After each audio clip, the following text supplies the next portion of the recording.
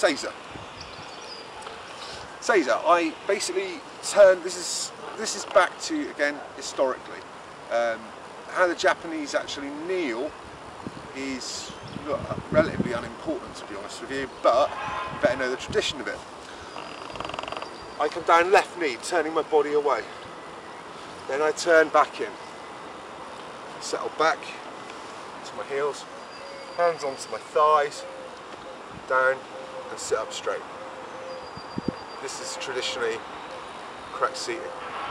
Okay, reason for correct seating is, imagine I've got my sword, which I don't have today, but if I was to come down this way, I can draw and cut immediately. The same approach would be as if I'm coming down straight. I can turn the sword in the scabbard, draw and cut. If I come down this way, then for me to draw, I'm going to have to draw out, then cut back in. So it's just pure manners. And this is why, traditionally wise now, you'll see people always seating down. Even if it's a slight dip into the left, they turn that way.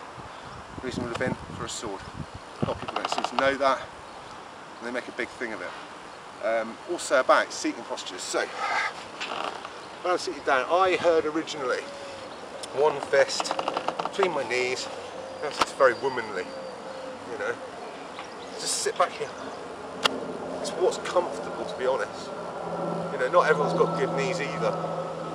You know, I certainly don't. I've smashed my leg up, got too much metal work in it. In Japan last time, I couldn't sit down properly. Yeah, it's incredibly uncomfortable, but I was told to sit however you like. The fact is, providing you're not sitting with the bottoms of your feet facing someone, then at least you're not being rude. Because if you sit with your feet towards somebody in Japan, that is rude. But they're not overly bothered how you sit otherwise. So, the only importance is it's straight back. So here for technique wise, it's what you find comfortable. So whether it's two fists, one fist, sitting comfortably, so that you're sat.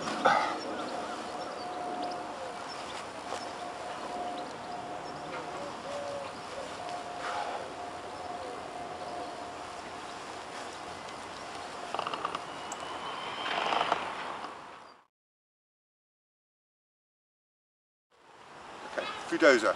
Come on. Again, turn, down. Yep. We have a number of techniques that come from Fudoza. Now, dependent on yourself and what you're capable of, I suppose at the moment you can build up to it quite happily. This lead leg is coming along my thigh here. The back leg is under me here, toes up and sat back in. So I am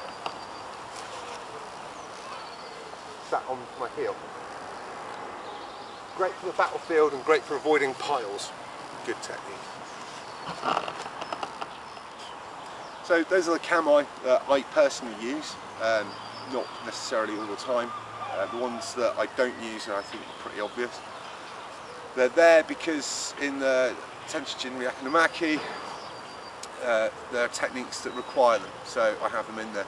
There are a lot more obscure kamae, which I don't use, don't understand, I'll be honest and straight, you know, and if I don't use them, I'm going to start messing around saying I do. Like questions about, you see Hatsumi using Hanin no kamae, I'm afraid, you know, I've never learnt them from sensei, so I don't know. So stick with practical kamae that I do use. You know, if you've got any questions on kamae that you haven't seen and you want to know, send them in. Great, we'll tell you if you know. If not, send you where you can find out. So, thank you.